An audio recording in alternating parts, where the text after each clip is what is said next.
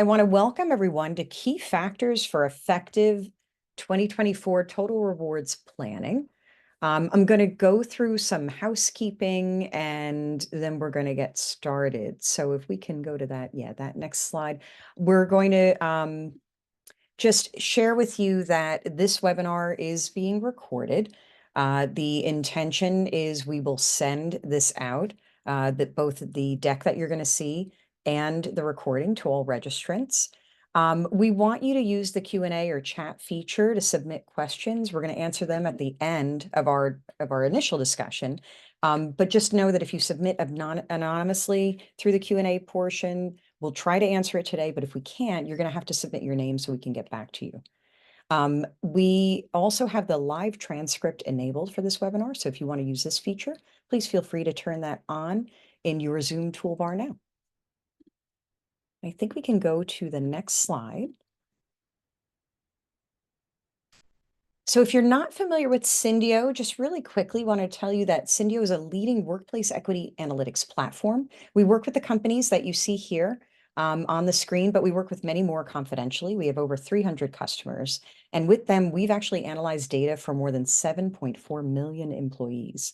What differentiates us is the mix of both sophisticated technology solutions and expert advice and support that spans legal best practices, custom statistical analyses and reporting, communications, and rewards and talent management strategies.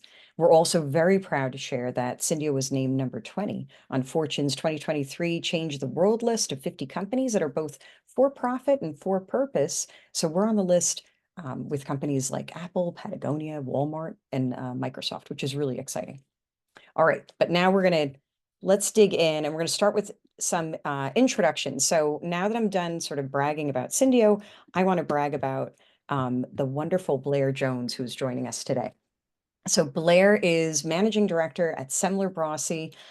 She has 30 years of executive compensation consulting experience, deep expertise in advising boards on company transitions, significant investor concerns, and the expanding human capital management mandate. And previously, Blair was the practice leader in leadership performance and rewards at Simpson and an associate consultant at Bain & Company. And I'm Nancy Romanyshyn. I also have 30 years in broad-based compensation experience in compensation management, design, and implementation, both in-house and early in my career, and then for many more years in consulting at Willis Towers Watson prior to joining Syndio. So let's dig in, shall we? So we'll go to the next slide. So what we want to do is we're going to talk a bit about what happened in 2023, and then Blair and I are really going to get into more of what's going to be happening. But just to start, we want to talk about a couple of different dimensions of things that happened. Overall, I think the big takeaway is companies are challenged with demonstrating that they pay fairly, competitively, and provide opportunities to all employees. And we saw this manifest in a couple of dimensions. One that we're looking at here is the legislative dimension. So I'm not going to cover in detail these legislative mandates. We actually have a lot of great information on our website if you'd like to check that out, where it goes into more detail. But I think the key takeaways are, one, we went from early 2023, it was more about range postings and reacting to that, to we've seen these expansions into broader compensation and career transparency. We see, more range transparency required and additional components of pay or populations being added. That's some of the things that you're seeing on the left hand of this slide. And in addition to that, new reporting requirements, we're seeing those really expand, and the emergence of opportunity or career transparency. So making sure people know how they can grow.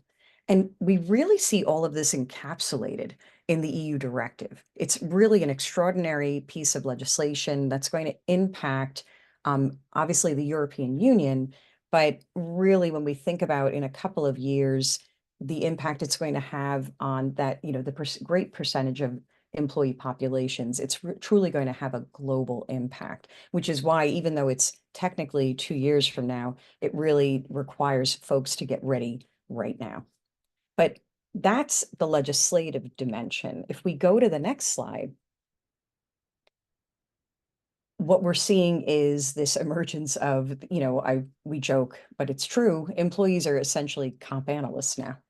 They have access to so much information now. And so they know what they should be paid. They know what other jobs should be paid. And I think that's been one of the biggest things.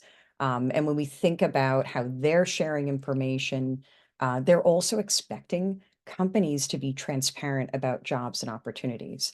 So we see, some of these statistics here about the extraordinary change we've seen from so few job listings having salary information to over 50% now on Indeed. And it's happened in an extraordinarily short amount of time. And I know, Blair, I'd be interested as we think about what the implications of that level of transparency and employee advocacy, how that's impacting, say, the conversations you've been having with at the executive level. Yeah, it's interesting because boards traditionally had focused on the top of the house, and over the course of a few years now, first starting with the work that the UK did around the pay gap requirements that it had, but then also the pay ratio work that was required through Dodd-Frank and clawbacks, boards have been brought more and more into conversations around transparency and what's happening with employee pay as well as executive pay. So, I see at the boards that I'm working with a lot more discussion about what the global pay philosophy is, not just the executive pay philosophy. And as we'll talk about as we go through this discussion, much more in the way of analytics around pay equity. And I think one of the things that is exciting to me is when we first started this discussion, it was truly boards, looking at the issue of pay equity as a risk to the business and also as the right thing to do. And more recently, they have focused in on this unadjusted pay gap calculation. They were scared of it before, and they only wanted to look at things on an adjusted basis and a like for like basis. And, so it's feeding its way in full transparency, no pun intended, to the board as well. And it's very exciting to me to see that being taken on and to see that then translate into issues around representation. So how do we do our talent planning? How do we make sure that we're doing the right development of different populations so we improve that representation? It's the boards have taken on a whole different flavor and a whole different level of interest because all of these things are interconnected. Now, yeah, so I mean, it's really, really exciting for me. And I know you're now part of those discussions as well in many cases, and it just, in really 5 to 7 short years, it went from a very legal a legal exercise behind closed doors to something that's a business problem that we all want to deal with. And that's exciting. Yeah, I love how you've articulated that. If we look at the next slide and we think about, and I think that's where we want to kind of shift to thinking ahead, right? What do we see really happening? And I think you just pinged on one major issue, which is that idea of it used to be this more of a compliance type exercise. It was more of that, some of those requirements, and like you said, and done in darkness. It was not something we talked a lot about. And, because I think too, pay often for the broader population was considered a more of a transactional thing. There wasn't as much as we talked about driving business outcomes with pay. I don't think a lot of folks thought you could do as much of that more broadly. But now, I think when we think about 2024 and what's coming, really, when we look at salary transparency legislation and pay reporting, I mean, it's just things are going to be done out in the open. All of these decisions are going to be out in the open in a way that they never were before. So we do have to be intentional and thoughtful about what it is that we're doing. And then I think you were just hitting on some of the human capital disclosures that we're seeing, and some of the things, and especially with shareholder proposals and a lot of that discussion. And I know on the next slide, a couple of slides, I think you wanted to talk about again a little bit deeper. What are some of those trends that you're seeing around this discussion at the board level?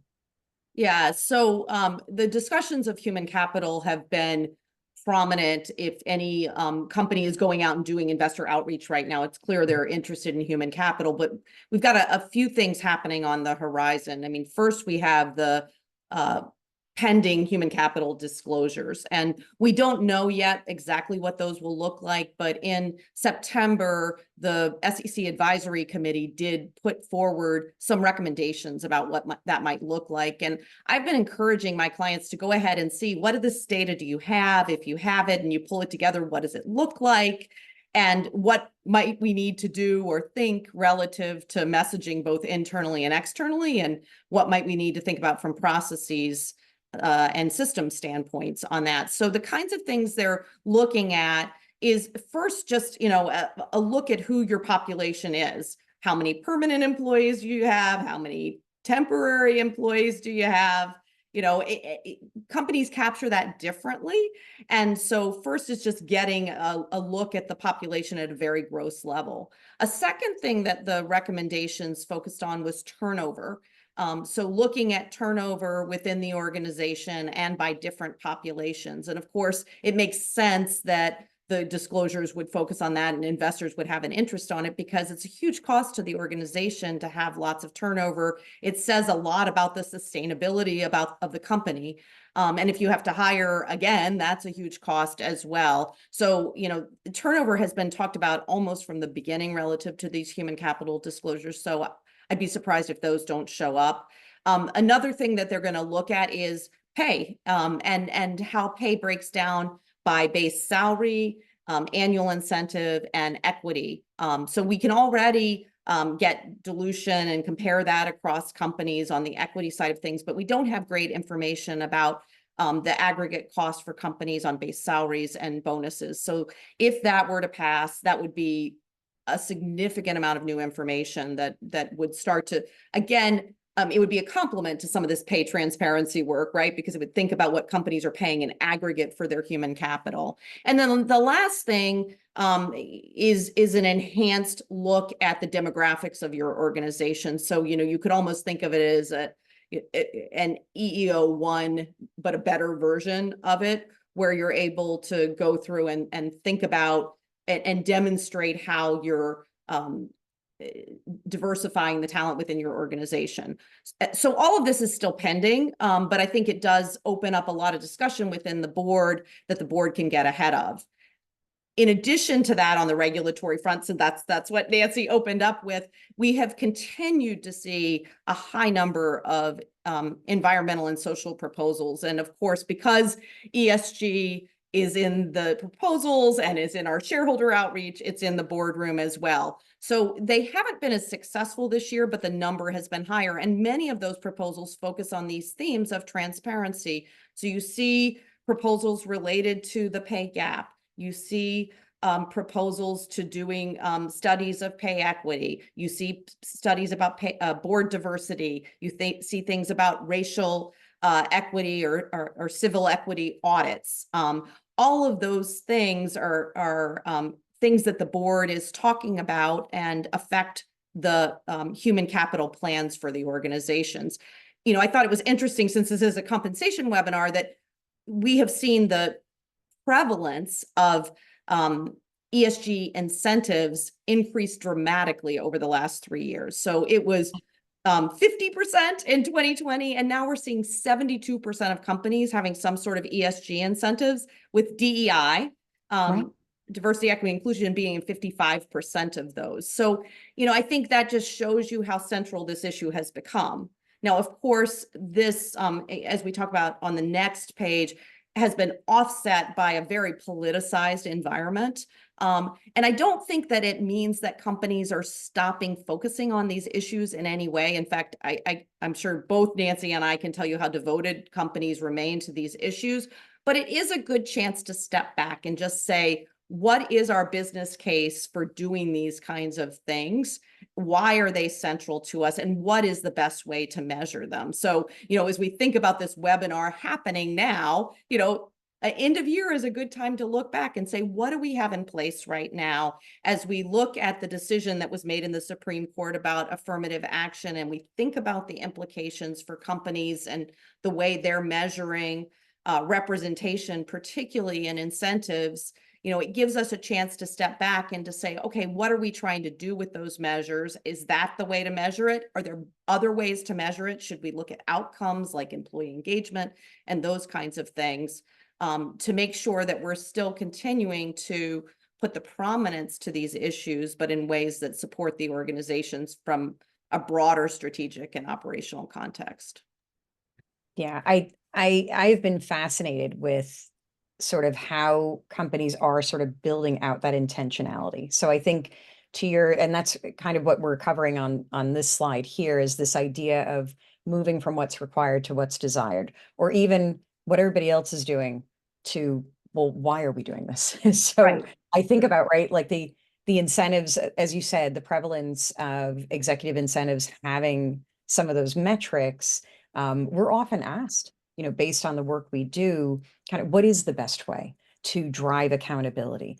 It is something that we're seeing a prevalence for, but I think too, what we've seen is there has been this big shift, I think, over this year of saying, let's take a step back, think about all of the things we're doing, and how do we build more of a framework around that? Because at the end of the day, we need to make sure that our compensation, our rewards and talent management programs are consistent, explainable, and we have built in equity there that is actually driving business outcomes. We can tie what it is that we've built into these plans to the outcomes that we're looking to drive.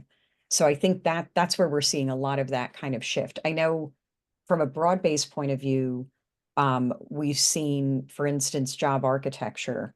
I feel like everybody's working on their job architecture. So Deloitte and Emsite had a survey that they did earlier in the year, and it was something like 41% of companies surveyed were working on it. But then there was like another 20% or something that were finishing. So I was like, okay, so basically most companies are working on it. And I can tell you from the calls and discussions we have with many companies, everybody's trying to shore up the foundational programs, I think.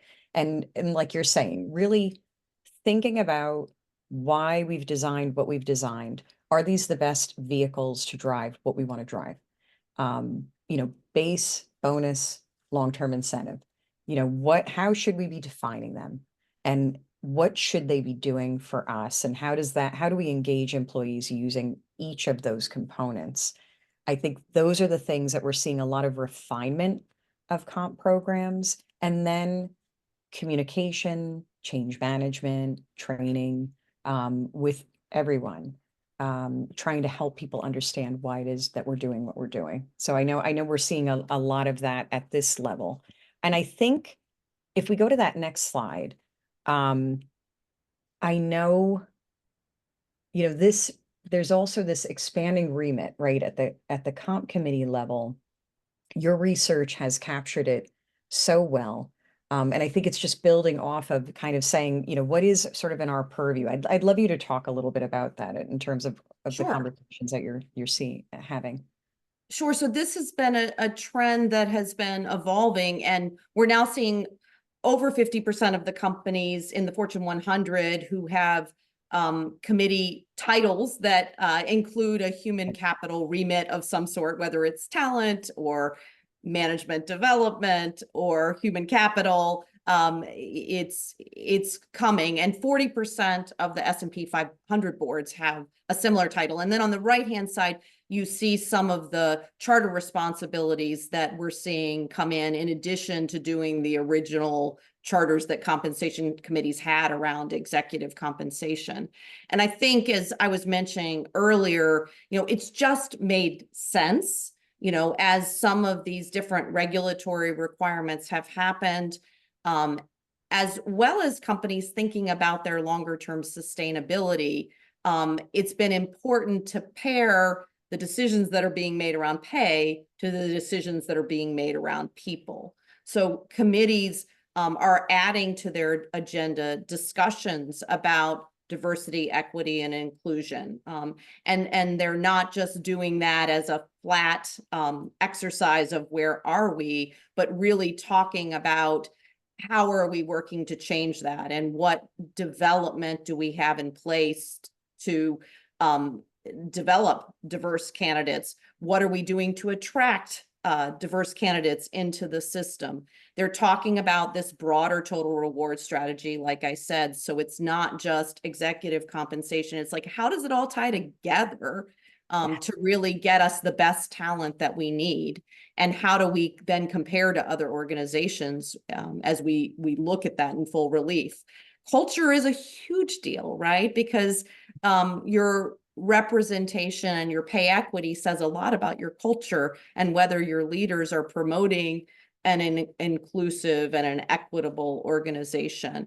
And then also employee engagement. They're looking at engagement surveys and engagement scores, but really digging deeply into certain aspects of that might talk about belonging or inclusiveness. The strength of leaders is also another big focus area. And I think what's neat about having compensation committees handle it is if you just handle these issues at the board level, which some companies were doing for a while, all you can do is report out. The board agenda is so full, but when you bring it into the comp committee, you can actually roll up your sleeves and work on some of these issues together. And the comp committee can focus, for instance, from a talent planning standpoint and a representation standpoint, 2 or 3 levels down. And you just don't have that kind of time at a board level to figure out who those people are and how you're feeding into your, future senior leaders. I love that insight. That's so powerful that, and I love this idea of pairing. I just wrote it down what you said, pay decisions with people decisions. If we go to the next slide, that's actually, we see that that's exactly what's needed. So here, if we think about workplace equity, we think about it as having to happen through the employee life cycle. And it is about all of these different people decisions that you're making, because pay is to me, is I always say it's an outcome, right, of talent management. It's really about the decisions that are happening along the way for those individuals, and then how do we integrate it? So if we click on this again, one of the things we're seeing, I think it's a lot of what you're talking about, doing that click down. I love how you're saying how the comp committee has that ability maybe to dig into some of these types of things where, so here we have an example of different analytics that really are helping surface where there might be these issues along the way. So if we think of pay, like you're saying, as the ultimate outcome, and we see those big aggregate numbers, a great example is when we're doing pay equity analyses with our customers. Oftentimes what happens is you start to surface an insight and you find that, oh, you know what's happening? It's about promotions. It's about the way that we happen to have promotional increases that we cap at a certain level, because you can't get more than a 10% increase if you're going to get, higher up. And what that ends up doing is it ends up making the decision people-based versus job-based. So now the people-based decision is based on my base salary. I'm capping that promotional increase rate. And then we're hiring somebody for the same role from outside. That tends to be more of a job-based decision because it's about the rate for the job. But then maybe at the time of that decision, Blair has a little more experience, and Blair's really looking for a higher salary. So maybe I'm going to level her up. But then, this other person over here, Nancy, I'll level her down as I'm bringing her in. So it's all of those individual decisions, right, that happen. And then we see the outcome, which is that aggregate, say, pay equity analysis. So what we find is folks are having to do a lot of these deeper dives, but then also integrating across the analysis so that you're getting the full story of what does that employee life cycle look like, where are those gaps, and how can we find a path to correct for some of those different issues. So actually, if we go to the next slide, that's one of the findings we had from, we did 2024 workplace equity trends research. And what we find is, I think it's a lot of the things you're talking about, Blair, in terms of these are the types of analytics that leading companies are doing to make sure that they're monitoring and correcting and honing their talent management and rewards programs, right, all around that life cycle to then drive the outcomes that they're looking for. And this has been really interesting as we've been doing this a few years now and seeing, I think, this evolution that you've been talking about. And I'd love to actually start to probe that even further. If we go to the next slide, um, one of the things that we know folks are kind of wrestling with is this idea of, I think, a framework. So I wanted to talk with you about some of your experiences about sort of starting to activate, say, leadership. Like what do, say, the broader board or comp committees really want in the way of a framework? Sure. So I was going to just step back for one Oh, yeah, minute sure. because on the slides you just went through, I think when you think about a board's fiduciary responsibility, what they want to know is that if we have a pay equity issue, or now increasingly, if we have an unadjusted pay gap issue, what are we going to do to address those issues? And so the analytics that you can bring to bear that show here are the places where we're fixing programs or policies or practices is really important because they want to know that these things are going to be remediated, but not that they're going to be remediated one-on-one, but they're actually going to be remediated in a very thoughtful and strategic way. So I think while the board doesn't need to see all of the, guts of the analysis, they're very interested in the changes that are being made to make programs more equitable. So I just wanted to underscore that not only is really helpful within the organization itself, but the board, from its fiduciary responsibility, it likes to know things are being addressed and fixed and that there's a very thoughtful process behind it. So with that said, so in terms of what boards are looking at, back to your original question, in terms of a framework, one of the things that so we've been working on it on a twofold level, I guess. One level is to work at it from a how do you start a board meeting, or how do you start a comp committee meeting type of basis? And it's a really good practice to start with the head of human resources talking about the state of the organization.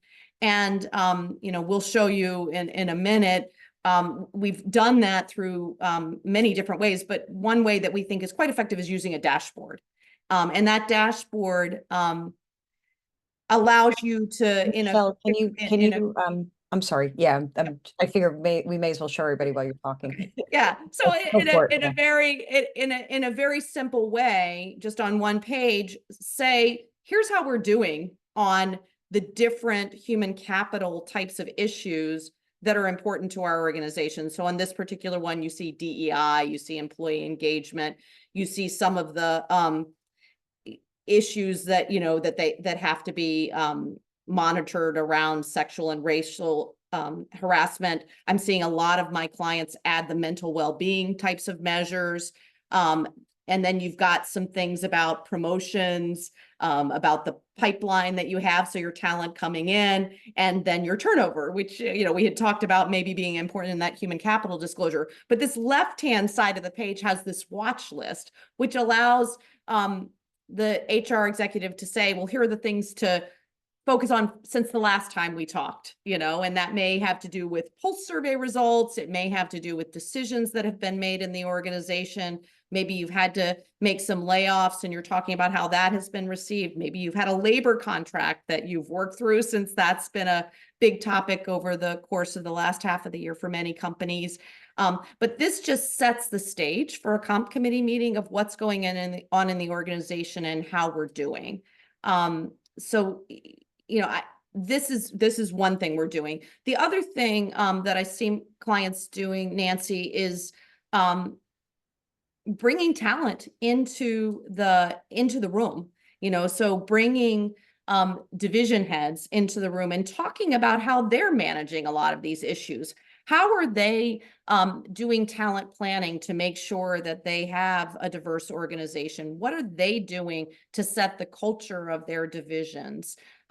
What challenges are they running into in the course of that? Who are their bright stars? And that gives some texture to the reporting. It also allows the board to get good exposure to people who might be future leaders of the organization, and to see, if they're putting their actions behind their words. And then, it's sort of circular, because not only does it see if they're putting their actions behind their words, but it also lets these leaders know that the board really cares about these things happening, because they want to hear about it. So you kind of, if you look at it, we're setting up the meetings differently. We're bringing different people into the meetings. And that would also include bringing different HR leaders into the meetings. So usually your exec comp lead would come in, but you often have now your total rewards come in to talk about the broader context. You have your benefits people coming in to talk about some of the things that they're doing. You have your OE people coming to talk about talent planning. So it's also a broader exposure for the HR group. I love all of that. It's such a great engagement strategy, sort of two ways: way to engage the board and help activate them, help inform them so that they feel that they can advise, in a great way, in the way that they're meant to be advising, but also from kind of what you're hinting at, right? That succession planning, priming and prepping folks for how do you have this level of a conversation with people who are thinking about the broader business. HR has been in so many silos, right, for so long. And I think we often hear about, right, being at the table, helping make HR leaders bring a more strategic lens to things, a more strategic conversation, making the whole discussion around the people operation, bringing more rigor with statistics and a framework that they can speak to again and again, so that they're doing a better job, right, of influencing that and setting up that direction, and then getting the buy-in, really, I think, from leadership, which is so key, I think, for driving a lot of this. In your experience, so as we're looking at this, is this something that I heard you say, like, opening up kind of the comp committee about it, or like, is this becoming less of a, say, annual conversation and more of a quarterly conversation, are you finding? So for my clients who are the farthest along, they do this at every meeting. So Right. the Yeah. CHRO starts the meeting talking about the state of talent. And it's just, again, it's a great context setting, because in the past, the comp committee was so much about approvals or setting up things for approvals for the future, and compliance oriented issues. And this puts a bigger frame around why things are happening. And it brings the committee into a set of discussions that are becoming more and more important for every company, because there are very few companies who aren't going through some sort of transition, or there are very few companies where talent is not central to achieving the business strategy. So spending some time on this is good.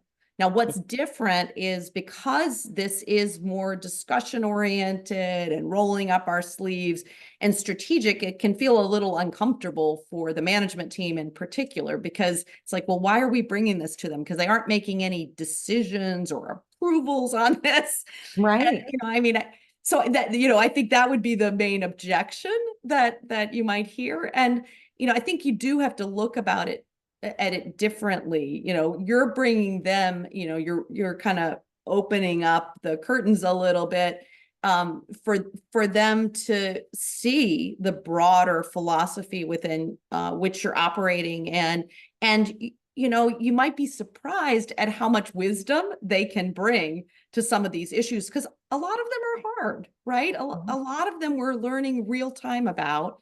And so you're setting up a more discussion oriented framework. So the last thing I would say about this is, because of that, you also need to structure your meetings differently to make sure you have the time for this. So companies are getting much more clever about how they structure their exec comp part of their meetings, because some of that does have to have approvals and has to be done for compliance. But they're using things like consent agendas, so things that can be read ahead of time and decisions made quickly versus things that need to be discussion. They're also extending the meeting time, so they have time for each of these topics. And they'll put the topics strategically throughout the year. So perhaps you talk about human capital strategy in July, August, if you're a calendar year, fiscal year end, because that's when you're doing strategy work for the business. So here's how it follows. And then you put some of the deeper dives, so a number of my clients were doing labor issues in the fall because they were entering contract negotiations and that kind of thing. And also would put the global comp philosophy there, because as we do comp planning for 24, we want to be talking about how it relates not just to the executives, but to the broader organization.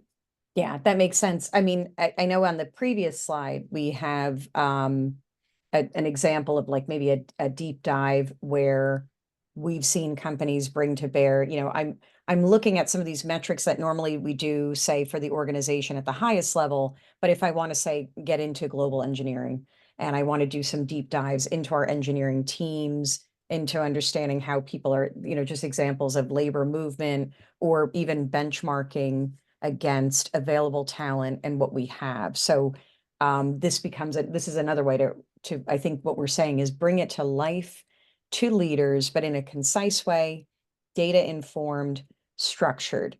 I think that's been, I know, a message we've heard from some research we've done around, really what are boards looking for, what are comp committees looking for, and a lot of the work that we do with comp committees as we're helping, them craft the story and the journey that they're on with pay equity, career transparency, all of these things.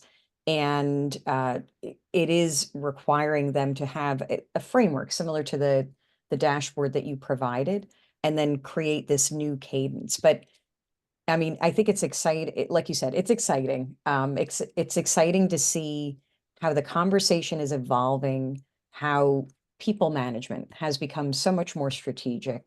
And I think a lot of it is because a lot of the pressures that we've talked about today.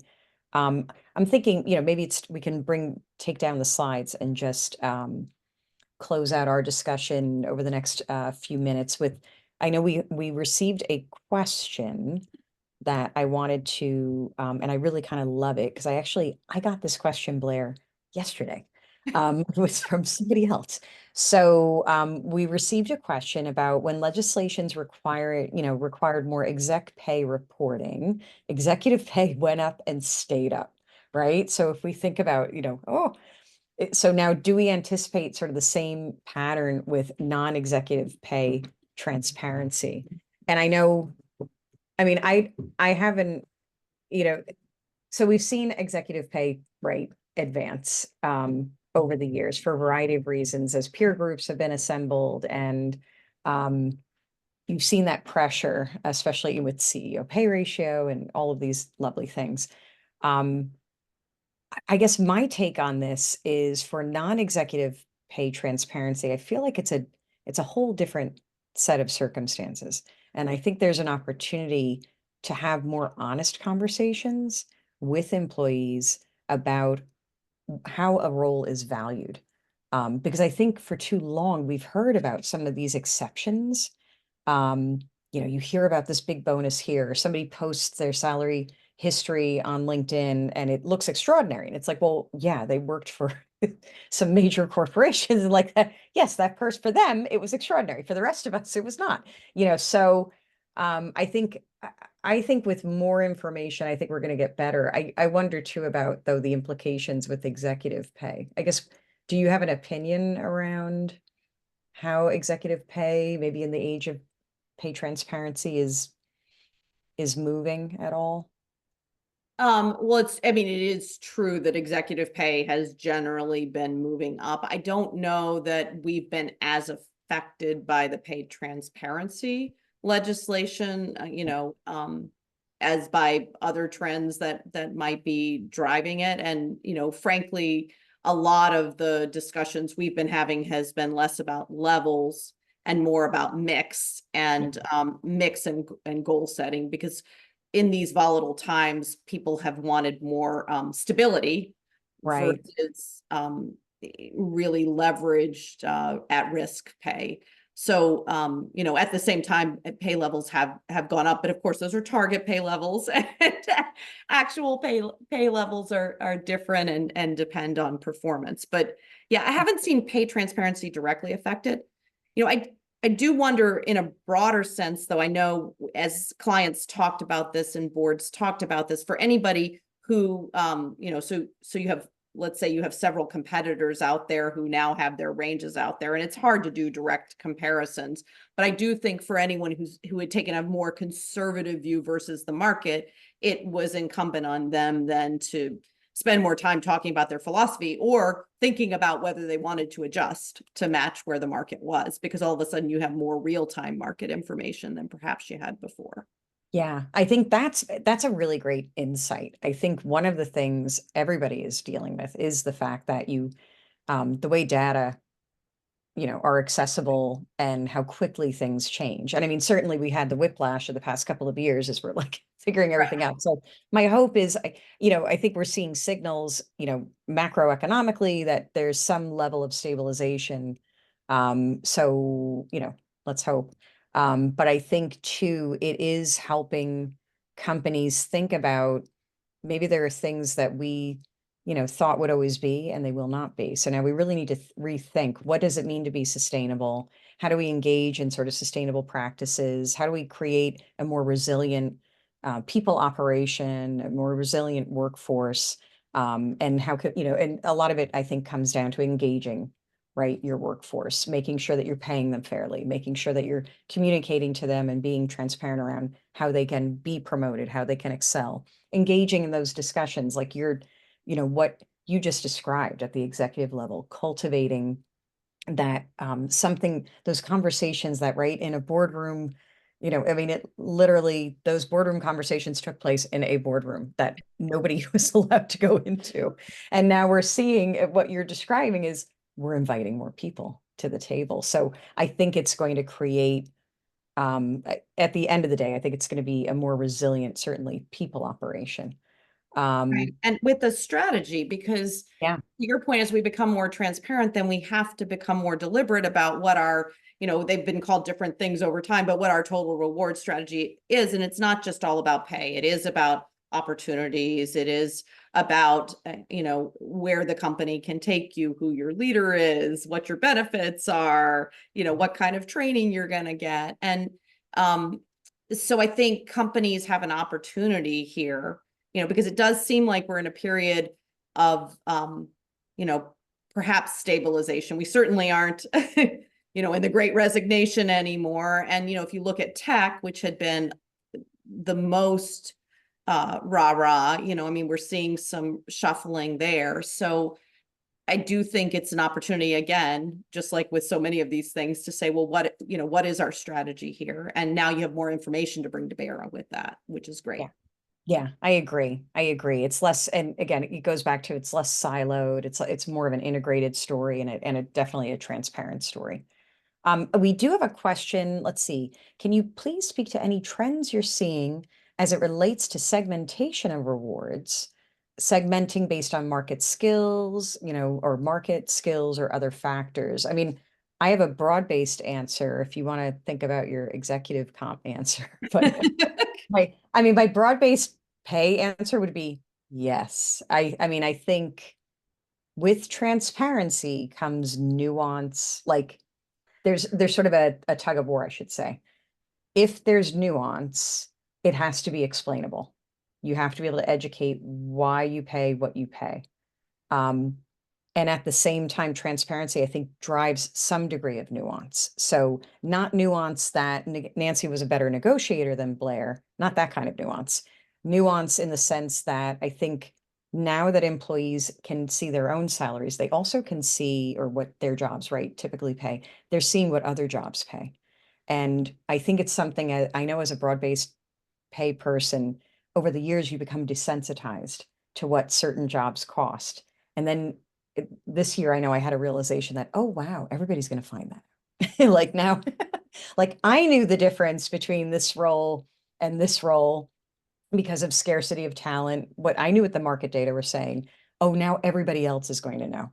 So I think as companies make a decision, it's what you said earlier. It's not just about the market, it's about how we value the role. It's about what we're looking to do as a company and how the manner in which we value the role, again, is driving business outcomes, what our expectations are, the type of talent that we're recruiting. So I think people are going to segment maybe differently based on market, because I think we are rationalizing how important is where I'm working, for certain roles, right? So I think there's some of that rationalization. We've seen some of that. I do think skills will continue, we'll have premium skill sets, but I think we're getting smarter about how we're paying them. And maybe it shouldn't be in base salary. Maybe we should have some sort of premium, something that you attach to base salary, but maybe you can take away, because skills, I find that skills trajectory is moving so quickly. And then I think too, there's going to be this internal valuation component where we're going to say, how do I, market isn't everything. I think we've over-indexed over the years on market, and you and I know it's not as precise as sometimes people like to make it. And I think we're getting smarter about, well, wait, what do we as a company think is important? And no, we are not going to be the top payer in the market. But all the things you said, we are going to give you this skill set, help you be, trained. We're going to give you this exposure to leadership. We're part of a mission. This is our purpose as an organization. All of those things to really engage employees. But I'd love to think, like, have you seen that? I know you've talked about pay mix and segmentation. I guess that element of segmentation with executives. Yeah, Is I that mean, but I think what you're saying, pretty much holds true with executive pay too, because it's going to depend on the organization and what's valued. So if you're in a highly regulated industry, for instance, having, really good legal and compliance people right? becomes a premium skill that might be different. Or if you're in a consumer packaged goods company, marketing and, brand management skills become at a premium that's different from what you might see in other organizations. Some of these highly regulated organizations may not need to market as much. Tech skills have had a premium across the board, whether it's about cyber or machine learning, and artificial intelligence, but just tech generally. If you were in the retail industry and needed to increase your digital presence and your e-commerce, tech people were at a premium. And so many of those companies were having different different pay scales and different pay opportunities and practices for those. So a lot of it has to do with where you are as a company and what's important at this point in time. I agree. I agree. All right, so we're getting toward, I knew this hour was going to go quickly. So love talking with you. We have to do this again. So one of the things I think we wanted to ask was just to give our, folks listening advice about maybe what is one piece of advice as we're going into 2024 and we're thinking about things. So I was going to ask you to impart your advice, and I would say, with the caveat that, like, I don't have one thing, I would say I have a couple of things I would say. So feel free to say a few things. Okay. But what would be your advice to Yeah. folks going into the new year? Well, I mean, for the majority of companies that do have a calendar year and fiscal year, and this is a fast and furious time, right? We're closing out one year and we're planning for the next, and it's easy to get caught up in all of that. And my advice is to step back and embrace the broader frame of what's happening. You're setting something up, and look for the themes, look for the opportunities as you're setting it up. So that would be my first and foremost. But the second one, since we've talked so much about it, is for those companies who haven't considered the broader mandate for their committees, or maybe they've only been dipping their toe in it. Maybe pay equity was their entree. If not, let's use pay equity as your entree into some of these broader topics. I think you'll be pleasantly surprised by the value of the conversations that you have with your committee, and the trust that it builds in a management team that's really working hard to do the right things on the people side. I love that advice. And I think my advice is similar to your advice. My advice is to be bold.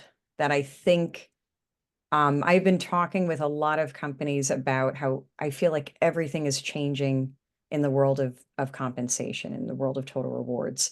Um, and I think we talked about a lot of those changes today. So great. Use that as an opportunity. Use this as your platform to say and be honest about what is not working. What are the things that we've held on to maybe too long because it was what everybody else was doing, or it was the way you did things. Use this as an opportunity to say, we're going to be critical and really think critically about what it is that we're doing and make sure that we are always kind of keeping that true north star, say in our minds around how we value our people, what messaging do we want them to internalize about how we value them, and make sure all of your programs are sort of plugging into that.